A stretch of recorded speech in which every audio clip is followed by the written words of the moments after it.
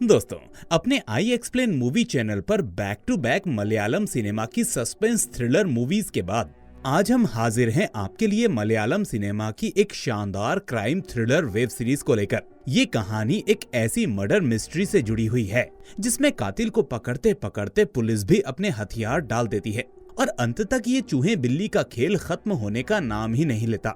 IMDb पर 7.2 की शानदार रेटिंग वाली इस सीरीज का नाम है केरला क्राइम फाइल्स।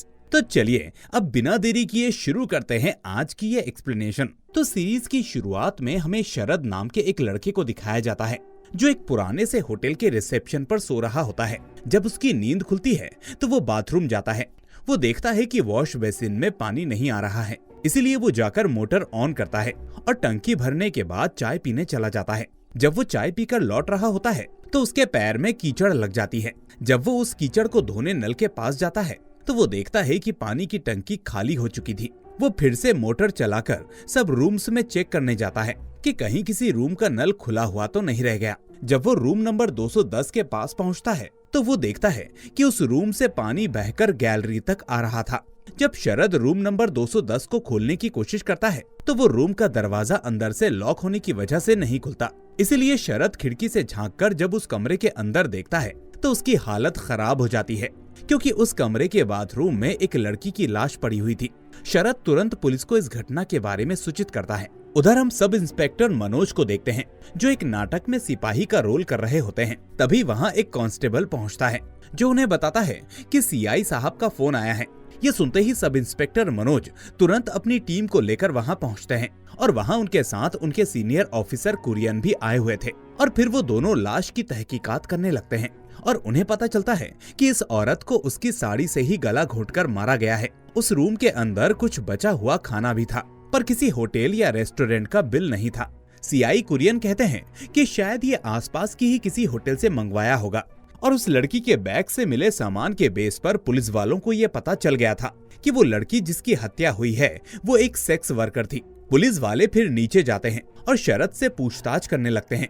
वो उन्हें बताता है कि ये लड़की एक आदमी के साथ यहाँ आई थी, पर मैंने उस आदमी को पहली बार अपने होटल पर देखा। उस लड़की और उस आदमी ने 1 बजे होटल में चेक इन किया और 5 बजे वो आदमी वहाँ से चला गया। शरद उन्हें बताता है कि वो आदमी हर घंटे नीचे का एक चक्कर लगा रहा था और करीब करीब उसकी उम्र 30 से 35 साल के बीच की होगी। कांस्टेबल सुनील फिर चेक इन रजिस्टर को चेक करता है और वो CI सर से कहता है कि सर, इसमें सिर्फ नाम लिखा है सीजू और एक एड्रेस है निंदकरा का, पर उस रजिस्टर में कोई ID प्रूफ नहीं था। जब CI शरद से पूछता है तो वो बताता है कि सर, अगर हम लोगों से एड्रेस मांगेंगे तो कोई यहाँ नहीं आएगा। फिर सब इंस्पेक्टर मनोज अपने एक कांस्टेबल से कहता है कि हमें जो एड्रेस मिला है तुम उस थाने में रिपोर्ट करो और अगर उस आदमी की डिटेल्स मिलती हैं तो मुझे बताना। और मनोज कहता है कि उस रूम को सील करो क्योंकि फॉरेंसिक टीम कल आएगी और मैं नहीं चाहता कि कोई सबूतों के साथ छेड़खानी करे। अब वो कांस्टेबल ऐसा ही करता है। फिर हम पुलिस वालों को देखते हैं जो सीधे निंदकरा जाकर अपनी पूछताछ करने लगते हैं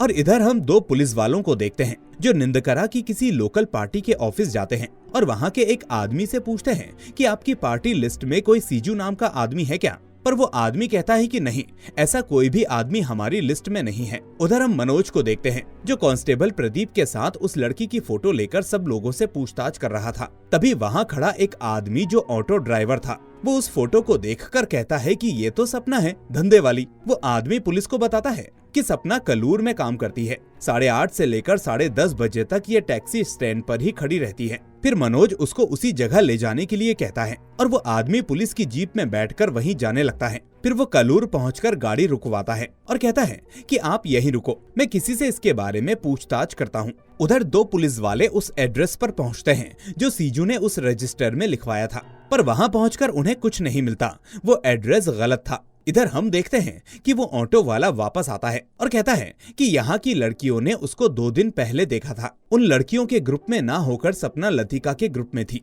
इसीलिए वो लड़कियां सपना से ज्यादा मतलब नहीं रखती थी। मनोज उस आदमी से पूछता है कि तुम्हें लतिका का घर पता है? वो आदमी कहता है कि हाँ। फिर मनोज उसे वहां ले जाने के लिए कहता है। रास्ते में मनोज CI को फोन करता है और उसे बताता है कि सीजू का एड्रेस नकली था, पर हमें सपना का एड्रेस मिल गया है। सीआई मनोज से कहता है कि वहाँ तुम्हें जो कोई भी मिले उससे कहना कि कल आकर सपना की बॉडी को वहाँ से ले जाए। फिर मनोज लतिका के घर पहुँचता है और जब वो गेट खटखटाता है तो उसके अंदर से एक लड़की बाहर आती है। वो पुलिस वालों से कहती है कि माँ अभी घर पर नहीं है, पर मनोज उस लड़की से सपना के बारे में पूछता है। वो लड़की बताती है कि सपना दीदी ऊपर रहती हैं। फिर वो लड़की उन पुलिस वालों को ऊपर लेकर जाती है और सपना का रूम दिखाती है। कांस्टेबल प्रदीप उस कमरे को अच्छी तरीके से चेक करता है, पर वहाँ उन्हें कुछ नहीं मिलता। तब मनोज उस लड़की से उसकी माँ को फोन करने के लिए कहता है। जब वो लड़की अपनी माँ को फोन करती है तो उसकी माँ फोन नहीं उठाती, क्योंकि उसके एक क्लाइंट ने उसे बेड से बांध कर रखा हुआ था। वो कहती है कि सीजू हाथ खोलो, इसका मतलब सीजू आज लतिका के साथ है। और इसी के साथ एपिसोड 1 यहीं पर खत्म होता है। एपिसोड 2 की शुरुआत में हम अन्ना को देखते हैं, जो एक होटल का मालिक है। अन्ना को सीजू का कॉल आता है और वो उसे धमकी देने लगता है। अगले सीन में हम मनोज को देखते हैं। उसके पास सुनील का कॉल आता है। वो कहता है कि सर, बॉडी को फोरेंसिक जांच के लिए मॉर्चरी भेज दिया गया है। मनोज फिर तुरंत वहां पहुंचता है और फिर हम मनोज और कांस्टेबल प्रदीप को देखते हैं, जो पास की चाय की दुकान पर चाय पीने गए होते हैं। मनोज उस चाय वाले से पूछता है कि क्या तुम्हारे पास उस होटल से कोई चाय पीने नहीं आता। वो चाय वाला कहता है कि कभी कभी शरद आता है। फिर मनोज उस चाय वाले से पूछता है कि शरद कैसा आदमी है। इस पर वो चाय वाला बताता है कि शरद एक नंबर का ठरकी है, रोज रोज यहाँ नई नई लड़कियों को लेकर आता है। इस बात को सुनकर प्रदीप मनोज से कहता है कि सर, कहीं ऐसा तो नहीं कि शरद ने ही अपने ठरकीपन में सपना को जान से मार दिया हो और वो ये इल्जाम सीजू के सर पर बांधकर खुद को बचाना चाहता हो। इस बात को सुनकर मनोज का शक भी शरद के ऊपर चला जाता है।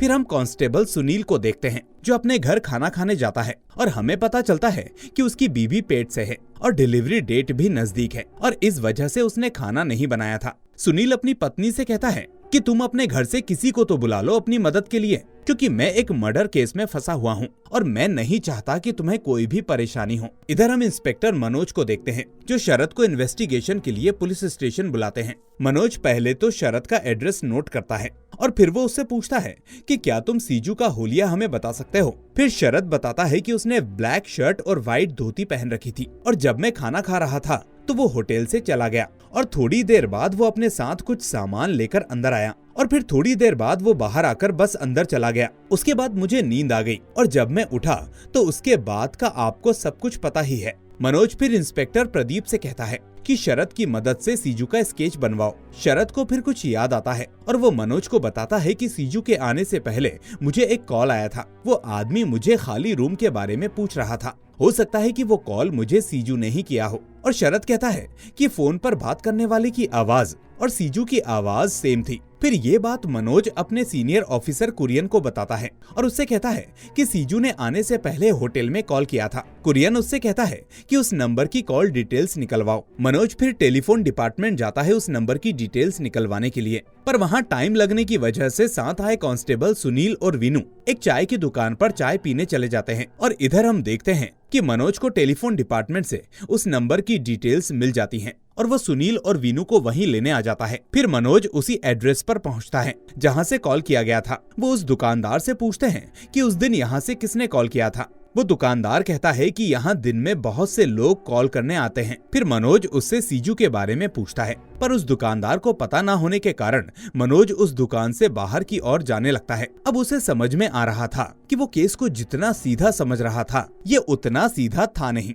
तभी मनोज की नजर सर्कल पॉइंट पर लगे कैमरे पर पड़ती है। वो फिर उस एरिया के सीसीटीवी सेंटर में फोन करता है और वहाँ बैठे पुलिस वाले से कहता है कि क्या मैं तुम्हें कैमरे में दिखाई दे रहा हूँ। वो ऑफिसर कहता है कि हाँ, मैं आपको देख पा रहा हूँ। फिर मनोज जल्दी से उस टेलीफोन के पास जाकर खड़ा हो जाता है और उस ऑफिसर से पूछता है कि क्या मैं अभी भी आपको दिखाई दे रहा हूँ। वो ऑफिसर को सब इंस्पेक्टर साफ साफ दिखाई दे रहा था। फिर सब इंस्पेक्टर मनोज उस पुलिस वाले से कहता है कि मुझे कल 12:30 बजे से 1:30 बजे तक की सीसीटीवी फुटेजेस चाहिए। फिर वो गाड़ी में बैठकर इस बात की खबर अपने सीआई को देता है। सीआई उससे कहता है कि मैं भी वहां पहुंच रहा हूं। उधर पुलिस स्टेशन के अंदर शरद सीजू का स्केच बनवा रहा होता है। उधर सीआई और एसआई मनोज दोनों उस सीसीटीवी सेंटर में फुटेजेस देखने पहुंच जाते हैं। उस फुटेज में उन्हें सपना और सीजू दोनों दिखाई पड़ जाते हैं, पर उन सबको बस उन दोनों की पीठ दिखती है, चेहरा नहीं। इधर हम स्टेशन में देखते हैं कि स्केच आर्टिस्ट ने सीजू का चेहरा बनाकर तैयार कर दिया था, लेकिन शरद उस स्केच को देखकर कहता है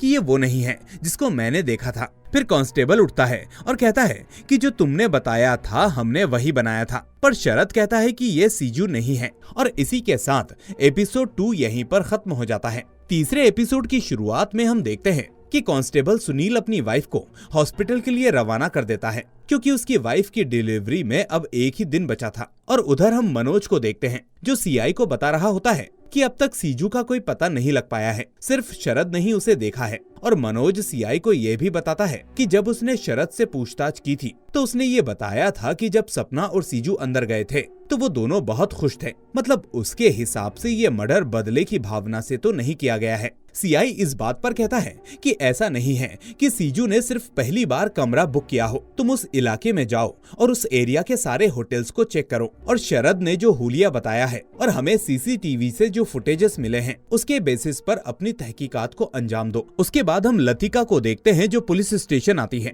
वो मनोज को बताती है कि सपना उसके साथ पिछले कुछ सालों से रह रही थी और उसने सपना को पिछले 3 दिन पहले देखा था। उसी दौरान मनोज की नजर लतिका के गले पर लगी चोट के निशानों पर पड़ती है। मनोज लतिका से पूछता है कि ये निशान तुम्हारे गले पर कैसे आया।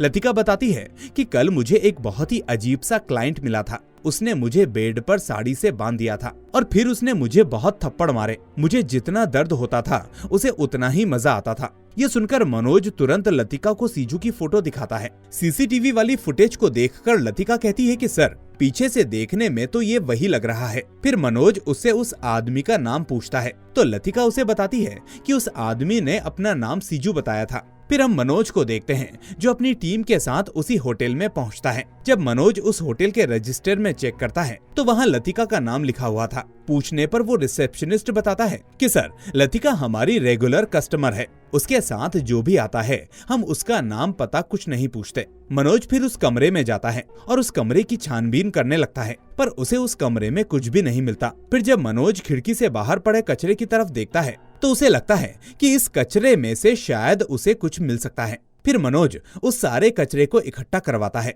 और देखने पर उसे उस कचरे में से एक बिल मिलता है, जिसके ऊपर कल की ही डेट डली हुई थी। उस बिल पर पड़े एड्रेस पर जब मनोज अपनी टीम के साथ पहुंचता है तो दुकानदार उस बिल को देखकर मनोज से कहता है कि ये बिल सीजू का है, वो यहाँ पास में ही रहता है। और वो दुकानदार मनोज को ये भी बताता है कि सीजू एक यूनियन मेंबर है। मनोज फिर अपनी टीम के साथ सीजू के घर पहुँचता है। मनोज सुनील और वेणु को घर से बाहर ही रहने को कहता है ताकि सीजू भागे तो वो पकड़ा जा सके। मनोज फिर घर के अंदर जाता है और सीजू की वाइफ से पूछता है कि सीजू कहाँ है। सीजू की वाइफ कहती है कि सीजू अभी कलेक्टर ऑफिस गया है। मनोज फिर सीजू की वाइफ से कहता है कि आपको पता है कि सीजू परसों कहाँ था। इस बात को सुनकर सीजू की वाइफ कहती है कि हाँ, वो परसों रात यूनियन मीटिंग की वजह से त्रिवेंद्रम गए थे। मनोज फिर सीजू की वाइफ से उसकी फोटो मांगता है। उसकी वाइफ कहती है कि मेरे पास उनकी अभी की कोई फोटो तो नहीं है, पर पुरानी शादी की एक फोटो है, और वो उस फोटो को निकालने लगती है। और प्रदीप भी सुनील और वेणु को अंदर बुला लेता है। जब सीजू की वाइफ उस फोटो को लेकर आती है तो प्रदीप उस फोटो को आधी फाड़ता है और सीजू के हिस्से वाली फोटो को अपने पास रखकर बाकी की फोटो सीजू की वाइफ को दे देता है। पर यह बात मनोज को अच्छी नहीं लगती और वो प्रदीप को डांटते हुए कहता है कि ये फोटो शरद और लतिका को दिखाओ और उनसे कंफर्म करो कि क्या ये वही आदमी है। हम फिर यूनियन के कुछ लोगों को देखते हैं जो पुलिस स्टेशन के बाहर प्रदर्शन कर रहे होते हैं। उन यूनियन के लोगों के बीच में हम सीजू को देखते हैं। उधर हम सुनील को देखते हैं, जो लतिका के पास पहुंचता है और उसे फोटो दिखाते हुए पूछता है कि क्या यही वो आदमी था। लतिका कहती है कि हाँ, यही था वो दरिंदा। इधर हम प्रदीप को देखते हैं, जो शरद के पास उस फोटो को लेकर पहुंचता है। शरद उस फोटो को बड़ी ध्यान से देखता है और कहता है कि ये वही आदमी है। प्रदीप मनोज को फोन करके बताता है कि लतिका और शरद दोनों ने ही कंफर्मेशन दिया है कि वो फोटो वाला शख्स ही सीजू है। वो वेणु से कहता है कि तुम जीप स्टार्ट करो, मैं अभी आता हूँ। और मनोज सीधा प्रदर्शन करने वाले लोगों के बीच में चला जाता है। पर जब तक वहाँ से सीजू गायब हो चुका था, तभी हम सीजू को देखते हैं, जो बगल की दुकान में शिकंजी पीने गया हुआ था। तो इंस्पेक्टर मनोज उसे वहीं से अरेस्ट कर लेता है और जब उसके साथ इन्वेस्टिगेशन की जाती है तो वो हर बात का जवाब ना में देता है और प्रदीप के थोड़ा सख्ती करने पर वो प्रदीप से कहता है कि मैं यूनियन का आदमी हूँ, मुझे पकड़ना तुम्हारे लिए अच्छा नहीं होगा, अभी तक जुर्म साबित नहीं हुआ था, इसलिए मनोज सबसे कहता है कि इसे अकेला छोड़ दो। हम देखते हैं कि पुलिस वालों ने एक और आदमी को पकड़ रखा था, वो किसी औरत की चेन चुरा रहा था। तभी हम देखते हैं कि यूनियन के बहुत सारे लोग सीजू को छुड़वाने के लिए स्टेशन के बाहर खड़े थे। इस सीन को देखकर मनोज कांस्टेबल प्रदीप को बुलाता है और कहता है कि सीजू कभी अपना जुर्म कबूल नहीं करेगा, इसलिए उसके फिंगरप्रिंट्स लो और शरद और लतिका को बुलाकर उनके स्टेटमेंट रिकॉर्ड करवाओ। हम फिर से सीजू को देखते हैं, यहाँ भी वो रौब जमाते हुए सुनील और वेणु से कहता है कि मुझे अच्छे से पता है पुलिस का सिस्टम, मैं सब जानता हूँ कि यहाँ से कैसे बाहर निकलना है। इस बात पर वेणु उसे मारने लगता है, पर तभी वहाँ प्रदीप आ जाता है और वेणु को ऐसा करने से रोक देता है और प्रदीप वेणु से कहता है कि इसे लॉकअप में बंद कर दो। तभी हम सीआई को देखते हैं जो पुलिस स्टेशन आता है, पर यूनियन के लोग सीआई से कहते हैं कि हम शांति से अपना प्रदर्शन कर रहे थे, फिर भी आपके एक ऑफिसर ने हमारे एक आदमी को उठा लिया। ये बात सुनते ही सीआई कुरियन जाता है और डांटते हुए मनोज से बोलता है कि तुम्हें उस सीजू को प्रोटेस्ट के बीच में से उठाने की क्या ही जरूरत थी, अब ये मामला हाईलाइट हो गया है, तुम्हें मुझसे एक बार पूछना तो चाहिए था। कुरियन मनोज से कहता है कि जब मर्डर हुआ था तो वो यूनियन की मीटिंग में मिनिस्टर के साथ था, उसी दरमियान वहाँ प्रदीप आ जाता है जो मनोज को बताता है कि रिपोर्ट आ गई है, फिंगरप्रिंट्स मैच नहीं हुए हैं। तभी कुरियन के पास एसएसपी का कॉल आता है और वो कुरियन को सुनाने लगता है। फिर कुरियन मनोज से कहता है कि तुम यहाँ से जाओ, पर कुरियन प्रदीप को वहीं रोक लेता है। सीआई प्रदीप से कहता है कि आप तो उम्रदराज हैं और पुलिस की नौकरी में सालों से हैं, आपने उसे क्यों नहीं समझाया? अगर आप लोगों ने उसे घर से उठाया होता तो कोई बात नहीं थी, पर अब एसएसपी उसे सस्पेंड करके ही मानेंगे। अभी एक हफ्ते पहले ही उसकी शादी हुई है, मेरी समझ से सब कुछ बाहर है। फिर बस वाले सभी लोगों का बयान लिया जाता है और इसमें रात हो जाती है। फिर प्रदीप वापस सीआई के पास जाता है और उससे कहता है कि सीजू ने लतिका को मारा था और ये बात खुद लतिका ने पुलिस स्टेशन आकर मनोज को बताई और हम इस बेस पर सीजू को उठा सकते हैं, हम उस पर कुछ धाराएं लगाकर उसे अंदर बंद रख सकते हैं और इससे मनोज सर भी सस्पेंड नहीं होंगे और कुरियन भी ऐसा करने के लिए मान जाता है। फिर प्रदीप लतिका से मिलने सुपरमार्केट जाता है, वो वहाँ जॉब किया करती थी। वो लतिका से कहता है कि हमने सीजू को पकड़ लिया है और तुम थाने आकर एक रिपोर्ट दर्ज करवाओ, पर लतिका ऐसा करने से डर रही थी, उसे लग रहा था कि पुलिस वाले उसे जबरदस्ती इस केस में धकेल रहे हैं। फिर प्रदीप लतिका को समझाता है कि आज अगर तुमने एफआईआर नहीं की तो मनोज सर की नौकरी चली जाएगी और इस बात से लतिका मान जाती है। फिर प्रदीप और सुनील लतिका को लेकर पुलिस स्टेशन पहुंचते हैं। वो लतिका से एक एफआईआर दर्ज करवाते हैं। प्रदीप ने ऐसी चाल चली थी जिससे मनोज की नौकरी बच जाए और सीजू भी जेल में लंबे टाइम तक सड़ सके। फिर कुरियन उस एफआईआर को लेकर उन सब यूनियन के लोगों के सामने पहुंचता है और उनसे कहता है कि एक महिला के साथ गलत व्यवहार करने के जुर्म में हमने उसे गिरफ्तार किया है और अगर तुम सब लोग भी 1 मिनट के अंदर यहाँ से नहीं गए तो तुम सब पर भी कार्यवाही होगी। ये सुनकर सब लोग वहाँ से चले जाते हैं। इधर अंदर हम वेणु को देखते हैं जो सब लोगों की एंट्री कंप्यूटर में कर रहा होता है, जिन्होंने बस में पकड़े हुए उस चोर के खिलाफ गवाही दी थी, जिसमें एक नाम सीजू का भी था और एड्रेस भी वही था जो उसने शरद को कमरा लेते हुए लिखवाया था। ये देखते ही वेणु के होश उड़ जाते हैं और इसका मतलब ये था कि असली सीजू अभी भी बाहर घूम रहा था। वो उसी बस में था जो अभी अभी पुलिस स्टेशन से गई थी और यहाँ से हमें पता चलता है कि असली सीजू अभी भी बाहर है। और इसी के साथ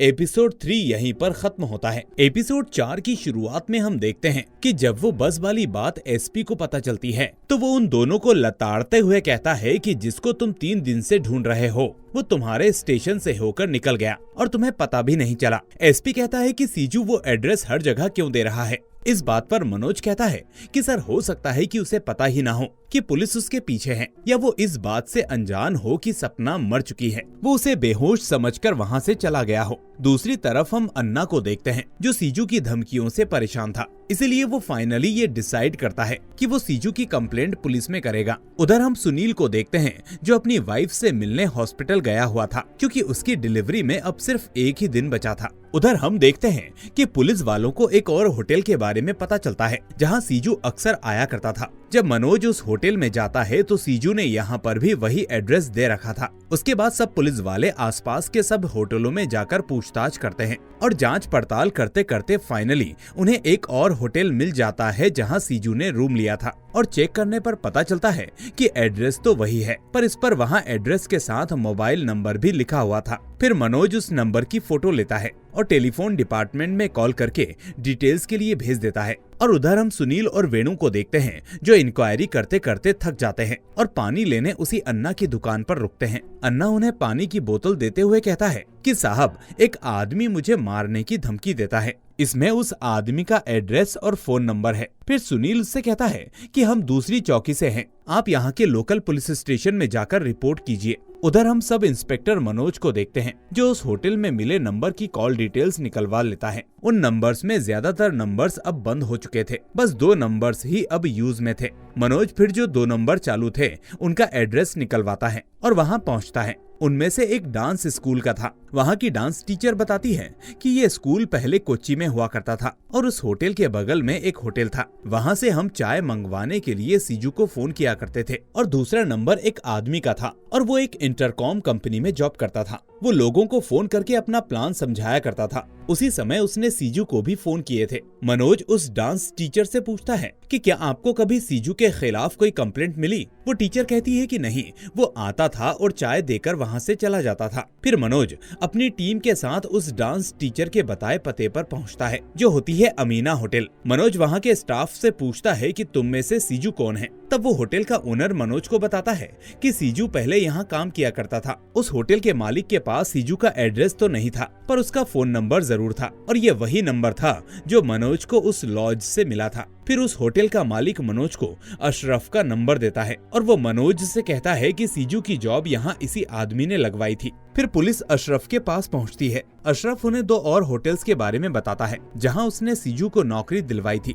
मनोज उससे पूछता है कि क्या तुम्हें सीजू का एड्रेस मालूम है। इस बात पर अशरफ कहता है कि नहीं, मुझे उसका एड्रेस नहीं मालूम, क्योंकि सर अक्सर ही सीजू मुझसे ही मिलने आया करता था। पर अशरफ मनोज से कहता है कि अगर आपको सीजू का एड्रेस चाहिए तो आप एलोर पुलिस स्टेशन जाकर पता कीजिए, क्योंकि सीजू का एक बार किसी से झगड़ा हो गया था। इस चक्कर में पुलिस उसे पकड़कर ले गई थी, शायद वहाँ उसका एड्रेस हो। मनोज फिर कुरियन के साथ उसी स्टेशन पहुंच जाता है और उस स्टेशन में जाकर उस फाइल को ढूंढवाने लगता है। सीआई कुरियन और एसआई मनोज एक ही कमरे में सिगरेट पी रहे होते हैं। तभी मनोज कुरियन से कहता है कि सर, इस केस के बाद मुझे कुछ दिनों की छुट्टियां चाहिए, क्योंकि मेरी अभी अभी नई शादी हुई है और मैं अपनी वाइफ को बिल्कुल टाइम नहीं दे पा रहा। इस बात पर कुरियन कहता है कि केस तो हवा के झोंकों की तरह होते हैं, आज ये है कल कोई और आ जाएगा। पर मैं तुम्हें एक सुझाव देता हूँ, एक हेल्दी रिलेशन की नींव समझने से डलती है। हर रिश्ते में अंडरस्टैंडिंग जरूरी है। किसी भी तीसरे आदमी को अपने बीच में मत आने देना,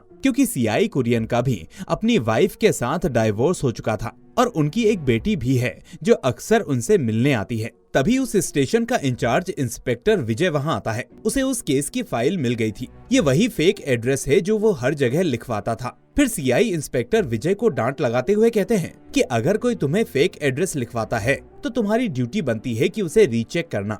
और ऐसा कहकर गुस्से में वो वहाँ से चला जाता है। फिर विजय मनोज से कहता है कि उस समय मैं यहाँ का इंस्पेक्टर नहीं था, आप यही बात कुरियन सर को जरूर बताइएगा। मनोज फिर कुरियन सर के पास पहुंचता है। कुरियन सर मनोज से कहते हैं कि हमने सोचा था कि ये होटल ढाबों पर काम करने वाला कोई साधारण सा आदमी होगा, पर ये तो बहुत ही बड़ा शातिर निकला। इस केस ने हम लोगों की नाक में दम कर दिया है। जितने हम केस के पास होने की कोशिश करते हैं, उतना ही ये हमसे दूर चले जाता है। ये केस हमारी सोच से बहुत ऊपर है। अभी इसमें कुछ समय और लगेगा। और इसी के साथ एपिसोड 4 यहीं पर खत्म हो जाता है। एपिसोड 5 की शुरुआत में हम अन्ना को देखते हैं जो अपने लोकल पुलिस स्टेशन में सीजू की कंप्लेंट करवाने के लिए गया होता है। वो वहाँ बैठे कांस्टेबल से कहता है कि सर, उस आदमी का नाम सीजू है और वो बिल्कुल पागल है। वो कहता है कि वो मुझे मार देगा। मेरे पास उसका फोन नंबर और एड्रेस दोनों ही हैं। और ये सीजू का असली एड्रेस था जो त्रिवेंद्रम में लोकेटेड था। उधर हम कुरियन को देखते हैं। उसके पास उसकी बेटी का कॉल आता है। वो कहती है कि पापा, हम बहुत दिनों से नहीं मिले,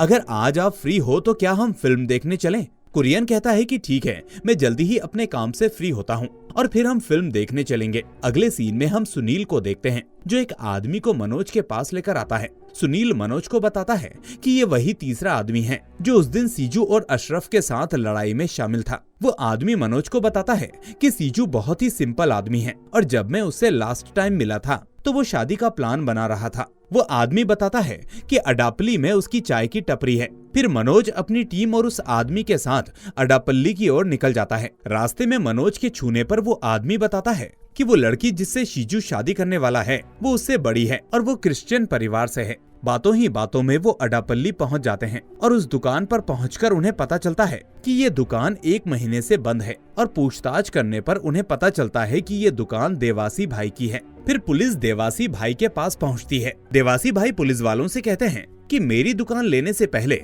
वो अर्नाकुलम में एक रेस्टोरेंट में काम किया करता था। मनोज फिर अपनी टीम के साथ उसी होटल के एड्रेस पर पहुंचता है, पर अब वहां उस होटल की जगह पर एक स्टेशनरी की शॉप थी। उस दुकान पर पूछताछ करने के बाद वहां का मालिक मनोज को बताता है कि उस होटल को मेरे पिताजी चलाया करते थे और उनके गुजर जाने के बाद मैंने उस होटल को बंद कर दिया। मनोज फिर उस आदमी से सीजू के बारे में पूछता है। वो आदमी बताता है कि हमारे यहाँ सीजू ने करीब 6 साल काम किया था। हमारे पास उसे उसका भाई छोड़कर गया था। और वो आदमी पुलिस को ये भी बताता है कि सीजू का भाई त्रिवेंद्रम में रहता है। मतलब जो एड्रेस अन्ना ने उस पुलिस वाले को दिया था वो सही है। हम फिर मनोज को देखते हैं जो सीधा एसपी ऑफिस जाता है क्योंकि आज वहाँ मीटिंग थी। और इधर वो स्टेशनरी वाला आदमी सुनील, वेणु और प्रदीप को उसी जगह पर लेकर जाता है जहाँ उस होटल का पुराना सामान रखा हुआ था। अब वो तीनों उस सामान की छानबीन करने लगते हैं। इधर हम मनोज को देखते हैं जो मीटिंग के बाद सीधा फ्री होकर अपने घर पहुंचता है। तभी उसके पास सुनील का फोन आता है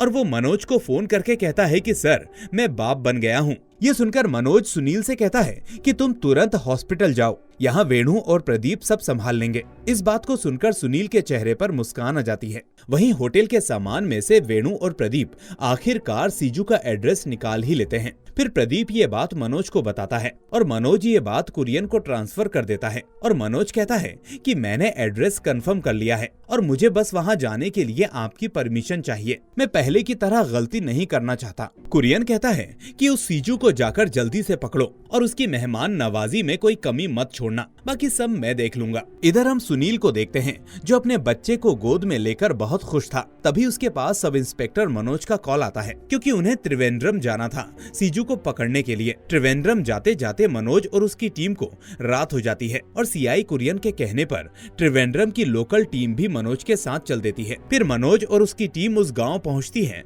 जहां सीजू का घर था और वो सब जंगल से होते हुए उसके घर पहुंच जाते हैं। फिर मनोज पहले वेणु को घर के पास भेजता है ये चेक करने के लिए कि घर में कोई है या नहीं। वेणु चुपके से उस घर की खिड़की के पास जाता है और झांक कर देखता है तो उसे घर में 2 लोग दिखाई देते हैं। वेणु भागकर वापस आता है और ये बात मनोज को बताता है। मनोज और वो सभी लोग सीजू को पकड़ने के लिए आहिस्ता आहिस्ता आगे बढ़ने लगते हैं और प्रदीप सीजू के घर का दरवाजा खटखटाता है और इसी के साथ एपिसोड 5 यहीं पर खत्म होता है। अंतिम और 6th एपिसोड में हम देखते हैं कि सीजू का भाई दरवाजा खोलता है। मनोज उससे पूछता है कि क्या सीजू यहीं रहता है, तो वो आदमी कहता है कि हाँ, सीजू मेरा छोटा भाई है। फिर प्रदीप अंदर बैठे आदमी की ओर इशारा करते हुए कहता है कि क्या यही सीजू है, तो वो आदमी कहता है कि नहीं, वो तो मेरा साला है। फिर मनोज उस आदमी को साइड में ले जाता है और वो आदमी मनोज को बताता है कि सीजू को यहाँ से गायब हुए 10 साल हो चुके हैं। वो आखिरी बार यहाँ पर तब आया था जब पिताजी खत्म हुए थे। मनोज पूछता है कि तुमने उसे यहाँ से क्यों भगाया। इस पर वो आदमी कहता है कि वो जब यहाँ रहता था तो उसकी औरतों से जुड़ी शिकायत मेरे पास आया करती थी। वो लड़कियों का बहुत बड़ा शौकीन था। मेरे पिताजी उसे मारते थे पर उसका उस पर कोई असर नहीं हुआ और पिताजी ने उसे घर से निकाल दिया और मैंने उसे अरुणाकुलम के एक होटल में जॉब दिलवा दी और पिताजी की मौत के बाद सीजू फिर वापस यहाँ कभी नहीं आया। वो आदमी उसे बताता है कि सर, मेरी एक बहन भी है पर उसकी अभी तक शादी नहीं हुई, इसीलिए आप हम सबको उससे दूर रखिए। फिर मनोज प्रदीप को फोन करके सीजू का असली एड्रेस पुलिस स्टेशन भिजवा देता है कि ताकि इस एड्रेस पर कोई पुलिस कंप्लेंट की गई हो तो उसे पता चल सके।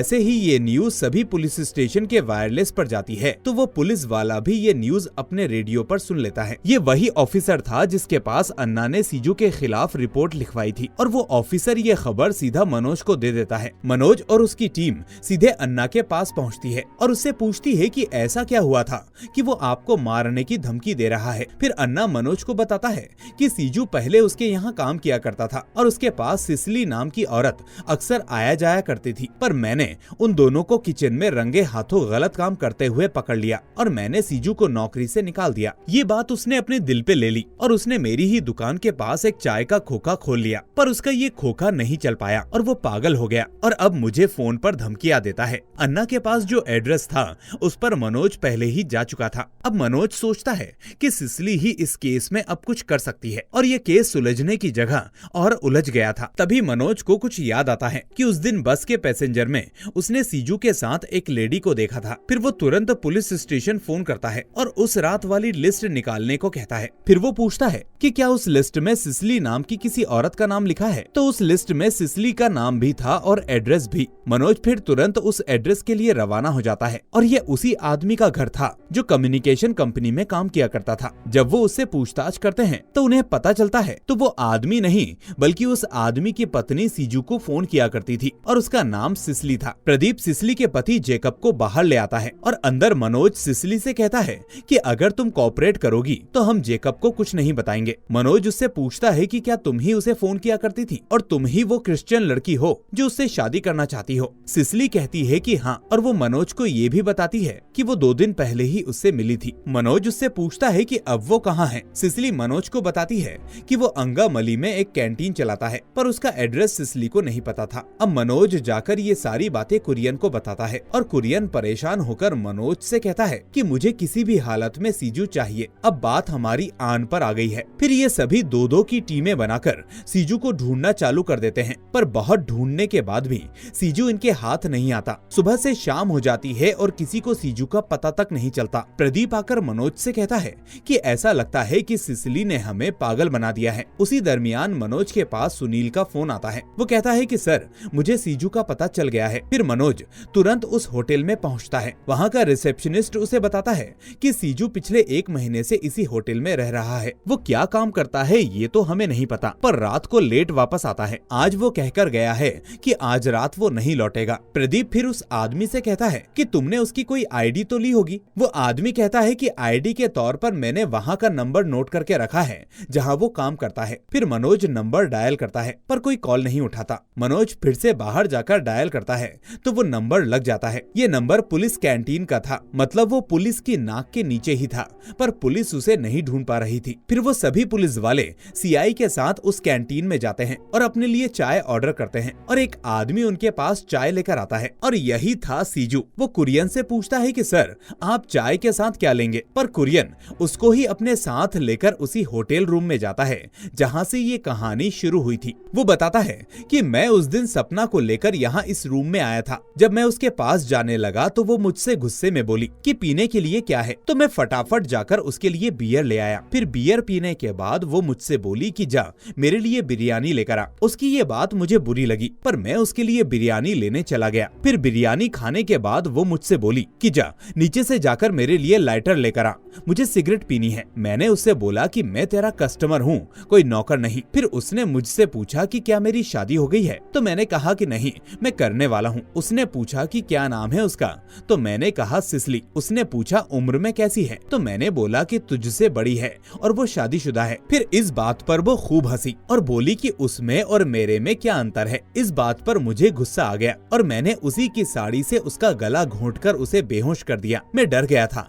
कि मेरे हाथों से ये क्या हो गया। फिर मैं उसको बाथरूम के अंदर ले गया और उस पर पानी डाला, पर वो मर चुकी थी। और सीजू पुलिस वालों से कहता है कि उसके साथ सही हुआ क्योंकि उसने मेरी सिसली के बारे में ऐसा बोला। एक सेक्स वर्कर के मुंह से मुझे ये बात अच्छी नहीं लगी और मुझे अपने किए पर कोई गिल्ट नहीं है।